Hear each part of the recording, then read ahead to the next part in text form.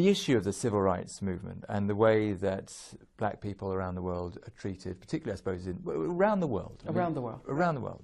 You know, look at places like Russia. It's it's around the world. So, is this I suppose from a movie point of view, from what the movie and the messages within the movie hold, and the other movies we were discussing, and Scotch Boys, are these historical comments, or are we still looking at a contemporary issue? Good question. Well phrased. Good job.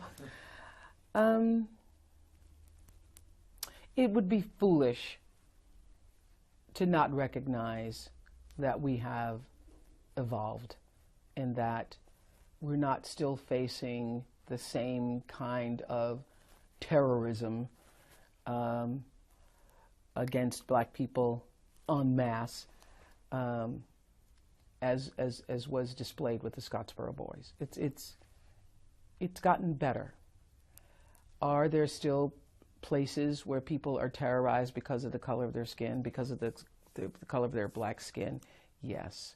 But there are laws that have allowed us to progress beyond what we saw in the Scottsboro Boys and beyond the even prejudice that we see in the butler. I mean, his ability to go in, one of my favorite scenes ever, spoiler alert, is him going in and asking for the raise.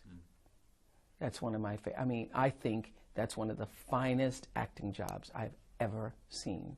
You know that moment? Of course. Yeah. So problem, are you saying problem solved? I'm saying problem not solved. I'm saying that, that's the beauty of a film like The Butler, and it's the beauty of a film like 12 Years a Slave, and it's the beauty of what we're seeing, on stage with Scottsboro Boys, is that it allows people to see where the root of the problem started. It allows people to see, oh, that's where it all started. This is how far we've come, and now this is how much farther we need to go. Of course, the problem is not solved.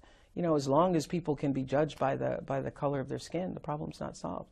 As long as there are people who still, and there's a whole generation, I say this, I said this, for apartheid South Africa, I said this for my own, community in the South. There are still generations of people, older people, who were born and bred and marinated in that prejudice and racism, and they just have to die.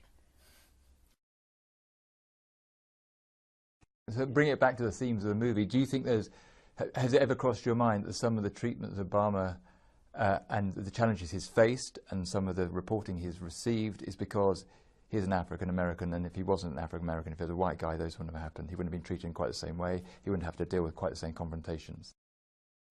Has it ever crossed my mind?